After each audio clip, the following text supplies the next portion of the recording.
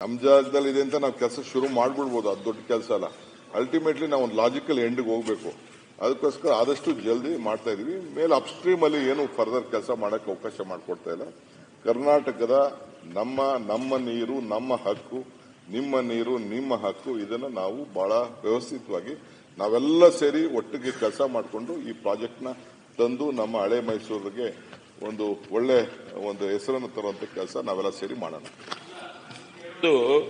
ಉಪಮುಖ್ಯಮಂತ್ರಿಗಳೇ, ಇವತ್ತು ಕಾವೇರಿ ಬಗ್ಗೆ ಬಹಳಷ್ಟು ಎಲ್ಲರೂ ಕೂಡ ನಾವು ಮಾತಾಡ್ತೀವಿ, ಇಲ್ಲ ಅಂತಲ್ಲ. ಕಾನೂನು ಹೋರಾಟ ತಾವು ಏನ್ ಮಾಡ್ತಾ ಇದ್ದೀರಾ ಅದನ್ನು ಮುಂದುವರಿಸಿ.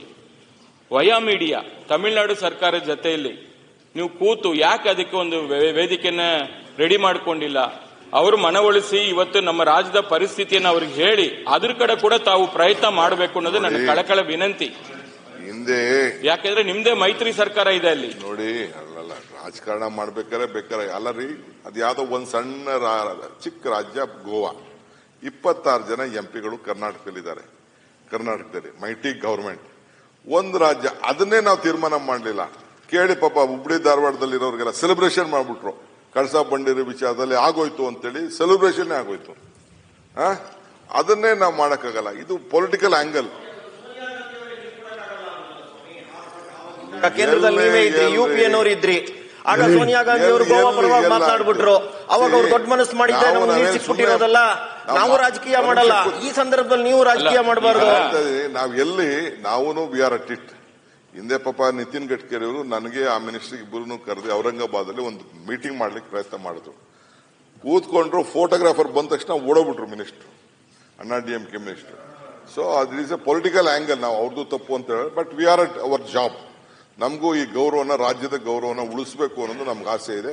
ತಮ್ಮ ಸಲಹೆನೂ ಕೂಡ ಗಮನದಲ್ಲಿ ಇಟ್ಕೊಂಡು ನಾವು ಕೆಲಸ ಮಾಡ್ತೀವಿ. ಧನ್ಯವಾದಗಳು. ಪ್ರಕಾಶ್ ರಾಠೋಡ್ ಕ್ವಶನ್ ಟೈಮ್ ಕೇಳಾರ ಹರೀಶ್ ಕುಮಾರ್ ಸಭಾಪತಿಗಳೇ, ಟೈಮ್ ಕೇಳಾರು, ಅಂಕಿಅಂಶ ಬೇಡ. ಟೈಮ್ ಕೇಳಾರು, ಇಲ್ಲ ಹಂಗಾಗಲ್ಲ. ಸತೀಶ್ ಸತೀಶ್.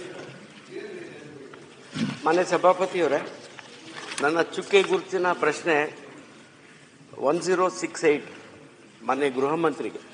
ಗೃಹ ಸಚಿವರು. ಮಾನ್ಯ ಸಭಾಪತಿಗಳೇ, ಉತ್ತರಗಳನ್ನು ಒದಗಿಸಲಾಗಿದೆ. ಉತ್ತರ ಬಂದಿದೆ ಸಭಾಪತಿಯವರೇ. ಮೊನ್ನೆ 2 ದಿವಸ ಕೆಳಗೆ ಇದ್ರ ಬಗ್ಗೆ ಬಹಳ ಡಿಸ್ಕಷನ್ ಆಗಿದೆ. ನಾನು ಮತ್ತೆ ರಿಪೀಟ್ ಮಾಡಕ್ ಹೋಗಲ್ಲ. ಏನು ನನಗೆ ನಮ್ಮ ಗೃಹ ಸಚಿವರ ಹತ್ರ ಒಂದು ರಿಕ್ವೆಸ್ಟ್ ಇದೆ ಮತ್ತು ಒಂದು ಸಜೆಷನ್ ಇದೆ. ರಿಕ್ವೆಸ್ಟ್ ಏನಂದ್ರೆ, ಈ ಫಿಟಿಸೈಡ್ ಏನು ಆಗ್ತಾ ಇದೆ, ಇದೊಂದು ಈವಿಲ್ ಪ್ರಾಕ್ಟೀಸ್. ಇದಕ್ಕೆ district level task force along with health officials ಮಾಡಿದ್ರೆ ಅದು ಈ ಪ್ರಾಕ್ಟೀಸ್ನ ರೆಡ್ಯೂಸ್ ಮಾಡಬಹುದು, ಕರ್ಬ್ ಮಾಡಬಹುದು. ನಂದು ಸಜೆಷನ್ ಏನಂದ್ರೆ, ಇದು ಒಂದು ಸೋಷಿಯಲ್ ಡಿಸೀಸ್. ಇದು foeticide is a social disease. ಇದಕ್ಕೆ ಮೋರ್ ದೆನ್ ಲಾಕ್ಕಿಂತ ಒಂದು ಸೋಷಿಯಲ್ ಅವೇರ್ನೆಸ್ ಕ್ಯಾಂಪೇನ್ ಮಾಡಿದ್ರೆ ಚೆನ್ನಾಗಿರುತ್ತೆ ಅಂತ ನಂದು ಒಂದು ಸಜೆಷನ್ ಮಂತ್ರಿಯವರ ಹತ್ರ. ಮಾನ್ಯ ಸಭಾಪತಿಗಳೇ, ಈಗ ಅವರು ಹೇಳಿದಾಗೆ ಇಲ್ಲಿ ದೊಡ್ಡ ಪ್ರಮಾಣದ ಚರ್ಚೆ ಆಗಿದೆ. ನಾನು ಹೆಚ್ಚು ಮಾಹಿತಿ, ಯಾಕೆಂದ್ರೆ ಇದು ಆರೋಗ್ಯ ಇಲಾಖೆಗೆ ಬರ್ತಕ್ಕಂಥದ್ದು. ನಮಗೆ ಯಾಕೆ ಬರುತ್ತೆ ಅಂದ್ರೆ, ನಾವು ಕೇಸ್ಗಳು ಮಾಡ್ತೀವಿ, FIR ಮಾಡ್ತೀವಿ, ಅದಕ್ಕೋಸ್ಕರ ನಮಗೆ ಬಂದಿದೆ. ಈಗಾಗಲೇ ನಮಗೆ ಬಂದಿರತಕ್ಕಂಥ ವಿಷಯದಲ್ಲಿ ಇದನ್ನ ನಾವು CIDಗೆ ಕೂಡ ಹ್ಯಾಂಡ್ ಓವರ್ ಮಾಡಿದ್ದೀವಿ. ಮಾನ್ಯ ಸಭಾಪತಿಗಳೇ, ಈ ಕೇಸನ್ನು ತಗೊಂಡಿದ್ದೇವೆ. ಇಲ್ಲಿವರೆಗೆ 14 ಜನನ ಅರೆಸ್ಟ್ ಮಾಡಿದ್ದೇವೆ. ಅದರಲ್ಲಿ 13 ಜನ ಆಗಲೇ ಬೇಲ್ ತಗೊಂಡಿದ್ದಾರೆ ಮತ್ತು ಹಾಸನ ಜಿಲ್ಲೆನಲ್ಲೂ ಕೂಡ 7 ಜನನ ಅರೆಸ್ಟ್ ಮಾಡಿದ್ದೇವೆ. ಕೇಸ್ಗಳು ಮುಂದುವರಿತಾ ಇದೆ. ಬಹಳ ಇದು ಒಂದು ದೊಡ್ಡ ಆತಂಕಕಾರಿಯಾಗಿರ್ತಕ್ಕಂಥ ವಿಷಯ ಇದು. ಕೇಂದ್ರ ಸರ್ಕಾರ ಮತ್ತು ರಾಜ್ಯ ಸರ್ಕಾರದಲ್ಲಿ ಆಕ್ಟ್ಗಳು ಕೂಡ ಮಾಡಿದ್ದಾರೆ. ತಾವು ಹೇಳಿದಾಗೆ ರಾಜ್ಯ ಮಟ್ಟದಲ್ಲಿ ಬೋರ್ಡ್ ಮಾಡಿದ್ದಾರೆ, ಜಿಲ್ಲಾ ಮಟ್ಟದಲ್ಲಿ ಇನ್ನೂ ಕೂಡ ಆಗಿಲ್ಲ. ಆದರೆ ರಾಜ್ಯ ಮಟ್ಟದಲ್ಲಿ incharge minister, secretary incharge department of health, secretary